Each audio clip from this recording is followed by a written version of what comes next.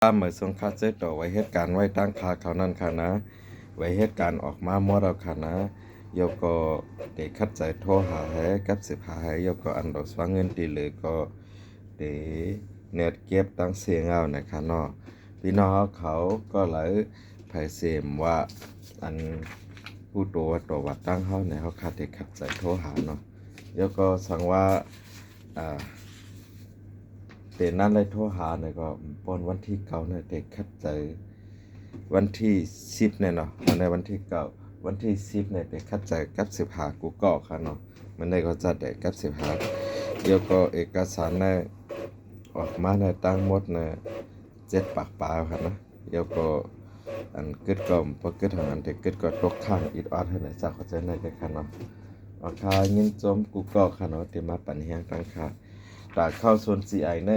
ค่าเขาแลบได้มีกว่าวันที่17 18ค่ะเนาะได้เลยนะแล้วก็เมื่อวันในวันที่9ก็ได้เข้าเนาะโมพวันที่10 11ก่อมเข้าแล้วก็11กว่าในวันจัดได้ลือการกันเอาค่ะเนาะบางเจอก็ได้ลือตั้งแต่เมื่อ6กว่าบางเจอก็ได้ลือตั้งแต่วันที่11กว่าค่ะเนาะเอาคายันเงินจอมพี่น้องโอ้ยก็เขาเจอตัววัดไว้ตั้งค่าเจอไปไล่รับเอกสารเนี่ยก็กับสิทธิ์ต้องทำมาอะไรเนาะแล้วก็พอเผาพูดตัวว่าเราจ่ายเงินแทงดีเหลือครึ่งหนึ่งเนี่ยเนาะอันเจอผ่านโอ้ยก็พี่น้องในนานเนี่ยก็กับสิพาค่ะเนาะแต่ที่เฮ็ดพาสปอร์ตจากกว่าเจ้าเนี่ยปุ่งแตกพาสปอร์ตเนี่ยเขาเอากาขัน7,000พอผ่านในนามาเขาเอา6,000เนี่ยเนาะต่อว่าตั้งเขาค่าเพราะว่าอันเฮ็ดวัดหมายนั่นค่ะนะเพราะว่าเป็นกวนเขาโดยตรงเนี่ยเขาเอา8,100พอผ่านในนามาเขาเอา7,200เนี่ยเนาะเอาค่าจังหือกรีเนี่ยพี่น้องอ้อยก็เขาเคยกับสืบผ่านเป็นตัวแทนเฮาเนี่ยก็กับสืบเลยตั้งเฮาค่าบริษัท55ไว้วางใจไรหัวปากเต็มค่ะเนาะ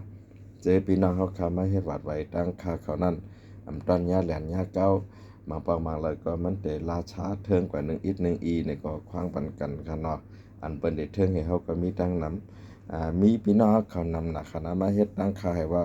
โอ้เฮ็ดวัดที่ปีในถูกก็ถูกเขาก็เฮ็ดวัดต่างที่ต่างตั้งในกาก็กาไปมันไล่ก่อนเนาะ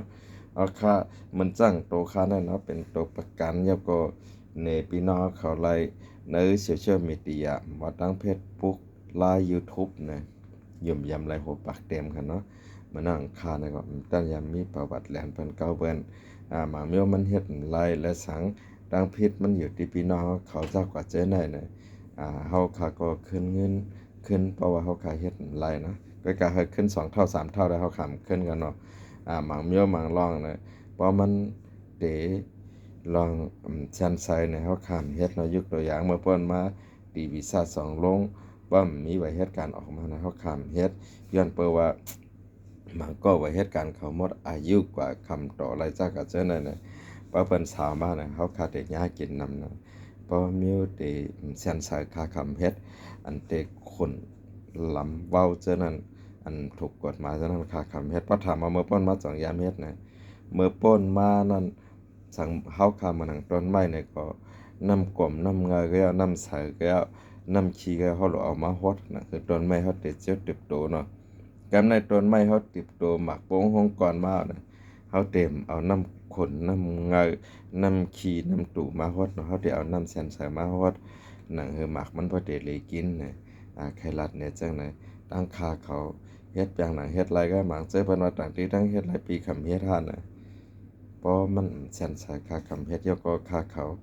ยุ่มยำว่าอันการค่าเฮ็ดนั่นเนาะไปเป็นเมืองไทยของอาชีพ